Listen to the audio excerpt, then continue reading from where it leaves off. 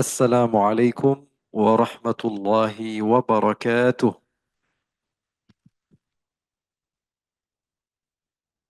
Alhamdulillah, nahmaduhu wa nasta'inuhu wa nastaghfiruh wa na'udzu billahi min shururi anfusina wa min sayyiati a'malina. Man yahdihillahu fala mudilla lahu wa man yudlil fala hadiya lah. Allahumma fasalli wa sallim wa barik wa karrim wa 'azzim wa majjid wa takarram ala habibina wa sayyidina Muhammadin صلى الله عليه وعلى آله وصحبه وبارك وسلم. رب اشرح لي صدري ويسر لي أمري واحلل عقدة من لساني يفقه قولي. اللهم إني أعوذ بك من علم لا ينفع وعمل لا يرفع وقلب لا يخشع ودعوة لا يستجاب لها ولا حول ولا قوة إلا بالله العلي العظيم. Ma'asyiral hadirin wal hadirat yang dimuliakan oleh Allah Subhanahu wa taala. Pada kesempatan pagi hari ini bersamai Syekh dan Ustadz Dodi Hidayatullah, juga bersama Wakil Bupati dan juga Bapak Haji Ridwan Kamil. Mudah-mudahan Allah Subhanahu wa taala jadikan perkumpulan ini perkumpulan yang diridhai oleh Allah Subhanahu wa taala. Juga beberapa sahabat yang ikut serta hadir pada pagi hari ini, mudah-mudahan tidak keluar kita dari majlis ini kecuali dosa-dosa kita diampuni oleh Allah, derajat kita dinaikkan oleh Allah Subhanahu wa taala. Sahabat-sahabat yang dimuliakan oleh Allah Subhanahu wa taala, Allah memberikan kesempatan kepada kita untuk bisa berkumpul di tempat yang Allah Subhanahu wa taala cintai, di tempat yang Allah Subhanahu wa taala berkahi. Masjid-masjid Allah adalah tempat di mana Allah Subhanahu wa taala memandang lebih banyak ke tempat tersebut dan Allah memberikan ampunannya dan anugerahnya. Bahkan Rasulullah Sallallahu Alaihi Wasallam beliau bersabda bahwa tempat yang paling Allah cintai di muka bumi adalah masjid. Ahabbul biladi ilallahi masajiduha. Kata Nabi, tempat yang paling Allah cintai di bumi adalah masjid-masjidnya. Tentu seseorang tidak akan diberikan rukhsah, diberikan izin, diberikan kesempatan untuk memasuki tempat yang paling Allah cintai kecuali hamba tersebut mendapatkan bagian cinta dari Allah. Jadi kita datang ke tempat ini pembuktian bahwa Allah betul-betul cinta kepada kita. Banyak orang yang Allah Subhanahu wa taala ciptakan, namun apakah semua mendapatkan keberkahan seperti bagaimana kita dapatkan di pagi hari ini? Tidak. Kita ini adalah manusia pilihan Allah Subhanahu wa taala. Oleh karena itu kita patut bersyukur, kita patut berterima kasih kepada Allah, kita patut menjadi orang yang tahu diri. Ya Allah, saya banyak dosa. Ya Allah, saya banyak kekurangan. Ya Allah, saya banyak salah. Tapi kok masih dipermudah langkah kaki saya datang ke tempat-tempat yang baik? Kok masih saya diberikan kesempatan untuk bersama orang-orang yang baik, dikenal dan mengenal orang-orang yang baik, menjadi orang yang bisa duduk bersama orang-orang yang soleh? Apa kelebihan saya? Kelebihan kamu adalah kamu dicintai oleh Allah. Kamu disayang oleh Allah. Allah cinta, Allah sayang, maka Allah akan berikan kesempatan kepadamu untuk duduk di tempat yang paling Allah cintai di muka bumi. Nah, itu poin pertama yang saya ingin sampaikan, bahwa Allah seakan memberikan isyarat kepada kamu, kalau bahasa kitanya kode keras dari Allah, bahwa Allah betul-betul sayang dan cinta kepada kita, namun kita sering nggak tahu diri. Kalau di dalam bahasa Arab itu namanya laim, tidak tahu diri. Karimun idza akramtahu malaktahu. Laimun idza akramtahu tamarrada. Katanya kalau orang yang dia tahu terima kasih, dikasih tambah semangat. Tapi kalau orang yang nggak tahu diri, dikasih, tapi dia ngerasa lebih hebat, dia ngerasa lebih pintar, dia merasa lebih memiliki sesuatu. Nah, ini contoh dari Nabi Muhammad. Nabi Muhammad Allah berikan ampunan yang lalu dan ampunan yang akan datang. Tapi Nabi Muhammad semakin rajin ibadahnya. Kita sudah hafal ayat tersebut. Allah katakan, liyaghfiralakallahu ma taqaddama min dzambika wa ma ta'akhkhar. Dosa yang lalu, dosa yang akan datang, semua diampuni oleh Allah. Tapi Nabi Muhammad justru malah rajin sholatnya, rajin puasanya, rajin ibadahnya, rajin jaga hatinya. Istrinya sempat kebingungan. Siti Aisyah bertanya kepada Nabi, ya Rasulullah, kenapa engkau sampai seperti ini? Sampai tawarramat qadamah. Sampai kakinya Rasulullah SAW luka-luka. Kata Rasulullah, afala akunu abdan syakura. Saya pengen banget jadi hamba yang tahu diri. Tahu terima kasih. Dikasih bukan ngelunjak. Dikasih bukan sombong. Dikasih tapi tahu diri. Allah semakin kasih, saya semakin nunduk kepada Allah Subhanahu wa ta'ala. Kita kadang-kadang dikasih saja sama Allah nggak nyadar. Banyak ngeluhnya. Kita ini banyak ngeluhnya. Padahal dikasih sama Allah Subhanahu wa ta'ala hal yang banyak dari Allah Subhanahu wa ta'ala. Tapi kita sedikit-sedikit ngeluh, sedikit-sedikit ngeluh. Nikmat Allah jauh lebih banyak. Saya teringat kisah seorang tabi'in yang terkenal. Bernama Urwah ibnu Zubair ibnu Al-Awam. Beliau ini orang yang pertama kali menulis sirah Nabi Muhammad SAW. Beliau adalah keponakan Siti Aisyah karena ibunya bernama Asma bintu Abi Bakar As-Siddiq. Ayahnya sepupunya Nabi, namanya Zubair ibn Al-Awam. Zubair ini adalah putra daripada Safiyah, bibinya Nabi Muhammad SAW, dan juga keponakan Siti Khadijah bintu Khuwailid. Jadi Urwah ini bukan orang jauhnya Nabi, masih keluarganya Nabi dari keturunan Khuwailid. Urwah bin Zubair bin Al-Awam bin Khuwailid.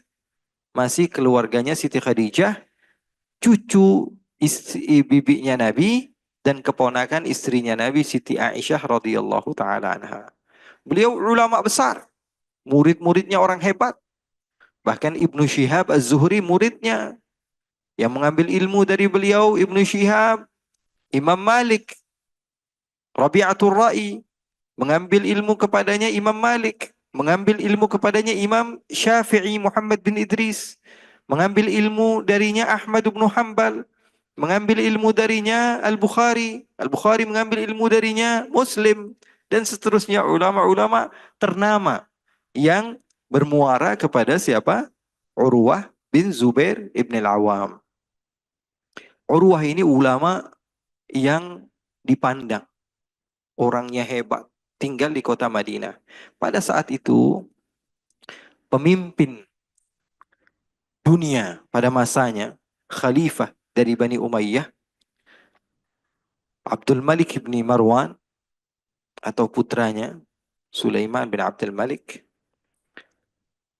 Abdul Malik bin Marwan, beliau ingin memberikan kebahagiaan kepada seorang ulama. Dia kata, ulama saya ini, Urwah ini selalunya majlis, selalunya ceramah, selalunya mengajar. Saya pengen bahagiain dia. Nah, ini namanya pemimpin-pemimpin yang tahu hak-hak orang lain. Dia bilang, wah saya perlu nih membahagiakan ulama saya supaya apa? Supaya ulama saya bisa fokus setelah itu. Mengajak umat kepada kedamaian. Mengajak umat kepada persatuan. Singkat cerita, Urwah bin Zubair bin Al-Awam diundang untuk datang ke Damaskus pada masa itu, atau Suria sekarang, ya, diajak ke sana untuk berlibur. Biasanya tinggal di tempat yang panas, ayo sekarang datang ke tempat yang udaranya bagus, tempatnya mewah, ya, bersama khalifah pada masanya. Akhirnya datanglah Urwah bin Zubair bin Awam karena beliau orang yang ikut apa kata pemerintah selagi tidak bertolak belakang dengan apa yang dilarang oleh Allah Subhanahu wa taala. Kita harus bekerja sama, harus bersama-sama selagi ada nilai-nilai positif di dalamnya. Dan itu adalah tanggung jawab para ulama. Tanggung jawab para ulama untuk menunjukkan mana yang benar, mana yang salah. Akhirnya Urwah bin Zubair bin Awam mengajak putranya, putra yang paling dia sayangi. Sesampainya di sana, di pertengahan jalan, Urwah bin Zubair bin Awam kakinya terasa sakit, nggak bisa jalan. Akhirnya ditanya kenapa? Tetap berat, nggak bisa jalan. Dipaksa untuk bisa sampai ke sana, akhirnya menggunakan tandu. Sampailah beliau ke sana, ya. Khalifah pada masa itu mengatakan, saya pengen membuat dia bahagia, tapi di sini justru malah kakinya sakit. Dihadirkanlah dokter-dokter dari beberapa tempat yang hebat, para tabib disuruh untuk melihat penyakitnya apa. Setelah dicari tahu ternyata dia kakinya harus dipotong. Kakinya harus dipotong. Ini tadinya kata khalifah, saya datangkan dia ke tempat ini supaya bahagia, tapi sekarang justru saya bersedih. Bagaimana bisa sekarang dia datang ke tempat saya dalam keadaan memiliki kaki, pulang ke kota Madinah dalam keadaan tidak punya kaki. Akhirnya mau tidak mau diberitahukan kepada Urwah bahwa kamu harus diobati, kalau tidak racunnya akan mengalir ke seluruh tubuh dan kamu bisa mati. Kami memerlukan keberadaan wahai ulama, wahai orang yang faham agama Allah, wahai orang yang belajar langsung kepada Siti Aisyah radhiyallahu taala anha, meriwayatkan banyak hadis dari Siti Aisyah. Akhirnya dia katakan, baik, saya relakan kaki saya untuk dipotong. Lalu Khalifah mengatakan, kami akan memberikan kamu sedikit arak supaya kamu dibius begitu tidak sadar. Ya, kamu dibius, minum arak sehingga kamu akan pingsan lalu kami akan potong kakimu. Kata Urwah bin Zubair, Allah tidak menjadikan sesuatu yang haram untuk dijadikan obat. Kamu akan sakit kalau dipotong kakimu. Kata Urwah, biarkan saya sholat. Karena kalau saya sholat, saya sudah lupa dengan kehidupan dunia saya. Saya hanya ingat kepada Allah Subhanahu wa taala. Bedanya orang soleh seperti itu. Kalau sholat yang diingat hanyalah Allah. Kalau kita ibu-ibu, kalau lupa sesuatu, ingatnya pas sholat. Kebalikannya kita. Nyari barang nggak ketemu-ketemu pas sholat. Oh iya, barang di situ, yang ini di situ, yang ini. Nanti mau ngelakuin apa, semuanya ingat. Bedanya orang soleh, dia kalau sudah sholat, mereka menganggap itu adalah mi'raj mereka kepada Allah. Nabi Muhammad ada mi'raj, umatnya juga ada mi'raj. Tapi definisinya berbeda. Jangan sampai salah arti. Saya mi'raj. Iya, mi'rajnya Muslim ketika dia bermunajat kepada Allah di dalam salatnya. Akhirnya Urwah bin Zubair bin Awam, beliau katakan, saya rela untuk dipotong kaki saya ketika saya salat. Akhirnya diobati, beliau salat, kemudian pingsan, setelah itu dipotong kakinya. Anaknya ketika itu sedang bermain-main. Anaknya yang paling dia sayang bermain kuda. Ternyata para pengawal kerajaan lalai. Anaknya ditendang-tendang sama kuda sampai mati. Inna lillahi wa inna ilaihi raji'un. Khalifah mulai bingung. Saya mendatangkan Urwah ke sini untuk berlibur biar bahagia. Tapi sekarang yang terjadi, dua kakinya hilang, anaknya meninggal. Mau tidak mau, Khalifah memberitahukan cerita tersebut kepada Urwah bin Zubair al-Awwam. Beliau katakan, Alhamdulillah, segala puji bagi Allah. Allah memberi saya banyak dan mengambil dari saya sedikit. Beliau duduk, kemudian melihat khalifah senantiasa duduk bersamanya, ada satu orang yang sudah tua buta. Ditanya, ini orang buta kenapa kok selalu duduk sama khalifah? Apa pangkatnya? Kok seperti orang yang hebat sekali, padahal sepertinya biasa-biasa saja. Kata si buta, wahai Urwah, saya ini dulunya adalah orang yang paling terkaya di wilayah ini. Bahkan raja terkadang pinjam uang saya untuk rakyat, untuk masyarakat. Tapi terjadi satu musibah, Rumah saya terbakar. Semua yang saya miliki hilang. Bahkan istri saya terbakar, anak-anak saya terbakar. Saya hanya memiliki harta yang tersisa, satu kuda, dan anak bayi saya yang kebetulan tidurnya sama saya. Akhirnya kami berlari, berlari, berlari, sampai melihat ada satu pohon, saya beristirahat di bawah pohon tersebut. Anak saya gendong. Kuda saya ikat. Satu-satunya harta saya. Lalu setelah itu apa yang terjadi? Kuda saya kabur. Lari. Saya tidak berpikir panjang karena itulah satu-satunya harta saya yang tersisa. Saya letakkan anak saya di bawah pohon, saya kejar kuda saya. Ketika saya mengejar kuda, ternyata datang serigala yang menginjak-injak anak saya yang masih bayi. Ini musibah di atas musibah. Ketika saya ingin mengejar anak saya ditendang mata saya oleh kuda. Mata saya hilang, anak saya hilang. Kata Urwah, wah musibah kamu lebih besar dari musibah saya. Dari yang tadinya kaya, jatuh sejatuh-jatuhnya. Biasa bagi Allah. Itu bukan sesuatu yang aneh. Kita sering kok melihat orang yang dulunya dipuji-puji, tiba-tiba dihina. Orang yang dulunya dihina, tiba-tiba dipuji. Begitu saja dunia. Sudah menjadi sunnatullah. Pagi-pagi ketawa kita, sore udah nangis. Sore nangis, pagi udah ketawa lagi. Dapat kabar ada keluarga baru yang baru lahir. Alhamdulillah. Dapat kabar ada keluarga baru yang meninggal. Terus berputar begitu saja dunia kita. Tapi kadang-kadang kita nggak sadar. Lalu si bapak tua yang buta ini ditanya sama Urwah. Kamu setelah melewati banyak musibah seperti ini, apa yang kamu rasakan?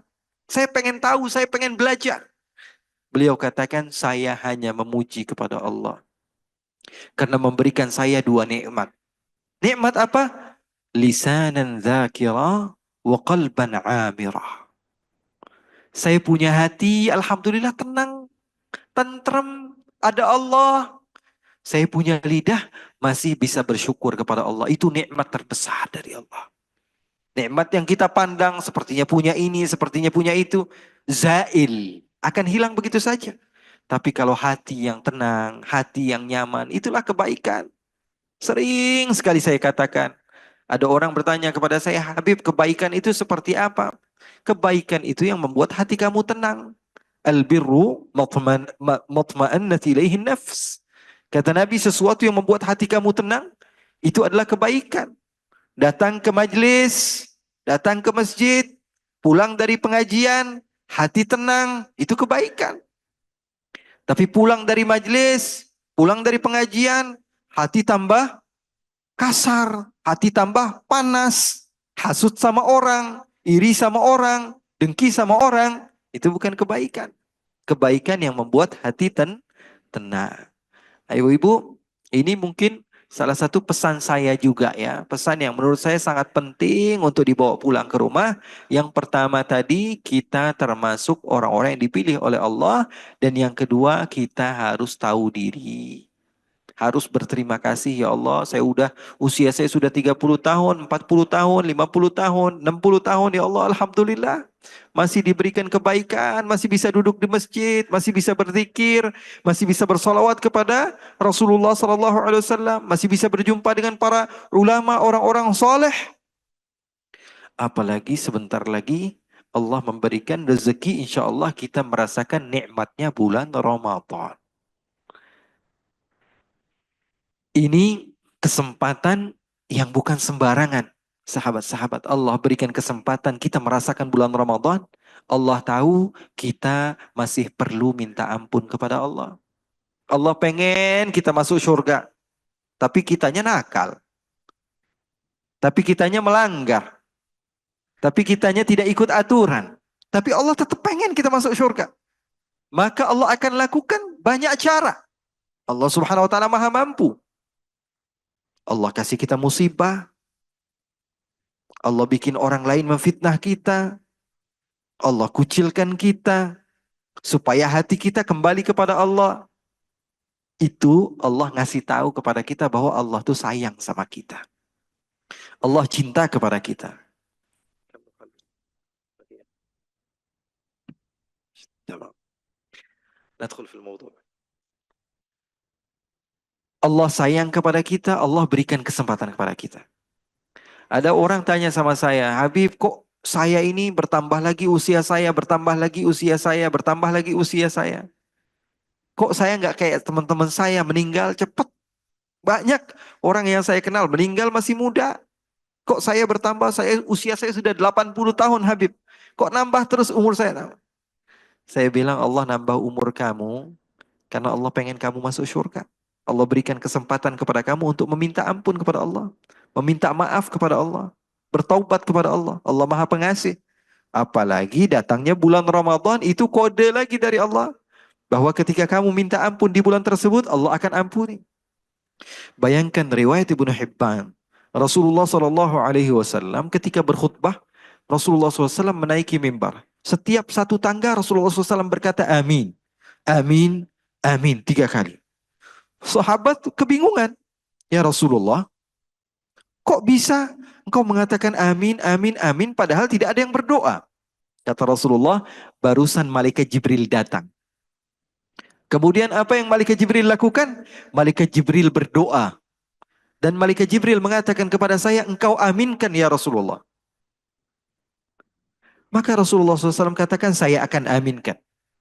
Rasulullah ketika di tangga pertama Rasulullah katakan, man adraka Ramadan falam yughfar lahu ab'adahullah. Orang yang memiliki kesempatan merasakan masuk di bulan Ramadan, tapi Allah tidak ampuni dosanya, maka jauhkan dia dari rahmat Allah. Maka Rasulullah katakan amin. Yang mengatakan amin adalah sosok manusia yang Allah firmankan, wala sawfa yu'tika rabbuka fatardah. Apapun yang diminta oleh Nabi Muhammad SAW pasti akan diberi oleh Allah. Di sini mungkin banyak penceramah menyampaikan hadis tersebut atau kita sering mendengar. Tapi yang saya fahami wallahu alam, Rasulullah SAW di dalam doa malaikat Jibril tersebut hanya mengatakan man adraka faqat bimujarrad al-idrak. Man adraka Ramadan falam yughfar lahu. Orang yang mendapatkan kesempatan merasakan bulan Ramadan tapi tidak diampuni dosanya, Rasulullah tidak ada katakan man adraka Ramadan faqama al-lail, man adraka Ramadan faqara al-Quran, man adraka Ramadan fatasaddaq. Tidak. Rasulullah katakan orang yang dapetin Ramadan begitu saja. Tapi tidak diampuni dosanya, artinya dia adalah orang yang betul-betul jauh daripada rahmat Allah. Mafhumnya adalah hanya dengan memasuki bulan Ramadan, merasakan bulan Ramadan, dosa kamu itu sebenarnya sudah diampuni oleh Allah. Banyak sekali karunia Allah di bulan Ramadan untuk kita. Sayang kalau kita nggak ambil, ini kesempatan yang hebat. Di dalam Sahihain Rasulullah SAW katakan, "Man shama Ramadhana imanan wa ihtisaban ghufira lahu ma taqaddama min dzambih." Orang yang berpuasa tapi yang diinginkan hanya Allah Subhanahu wa taala, ya, maka dosanya akan diampuni oleh Allah Subhanahu wa taala, dosa yang lalu. Dalam hadis lain Rasulullah katakan, "Man qama Ramadhana imanan wa ihtisaban ghufira lahu ma taqaddama min dzambih." Orang yang salat tarawih, jangan sampai kita tinggalkan, sayang. Bukan setiap bulan ada. Rasulullah SAW katakan kalau dia melakukannya ikhlas karena Allah Subhanahu wa taala mengharap pahala dari Allah, akan diampuni dosanya yang lalu. Dosa kamu besar tapi Allah Maha besar. Jangan katakan wah saya terlalu besar dosa saya. Allah lebih besar. Allah Maha besar. Rasulullah SAW katakan juga dalam athar, dalam hadis, di malam hari oke, di situ kamu tidak mampu. Salat di malam Lailatul Qadar, Allah ampuni dosa juga. Ada riwayat lagi di dalam malam hari Allah Subhanahu wa taala memberikan utaqa, membebaskan orang daripada api neraka. Kemudian ditambah bantuan dari Allah, wasuffidatis syayatin. Setan-setan terbelenggu, udah nggak bisa gerak, nggak bisa gangguin kita. Banyak bantuan dari Allah supaya kamu diampuni oleh Allah. Oleh karena itu, dapetin Ramadan tapi nggak dapat ampunan, sedikit mustahil. Aneh. Orang yang bisa diberikan kesempatan merasakan nikmatnya bulan Ramadan tapi tidak diampuni dosanya oleh Allah, ini adalah sesuatu yang tidak mungkin.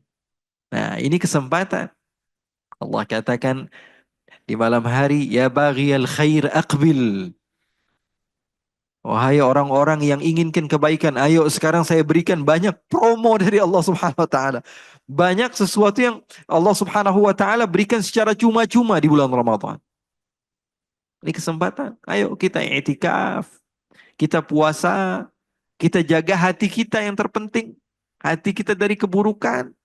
Capek kita sudah ya, memburukkan orang lain, suudzon kepada orang lain, dengki kepada orang lain, iri kepada orang lain, membesarkan masalah orang lain. Udah. Kita kalau benci sama orang yang bersalah, maka orang yang paling patut untuk kita benci adalah diri kita sendiri.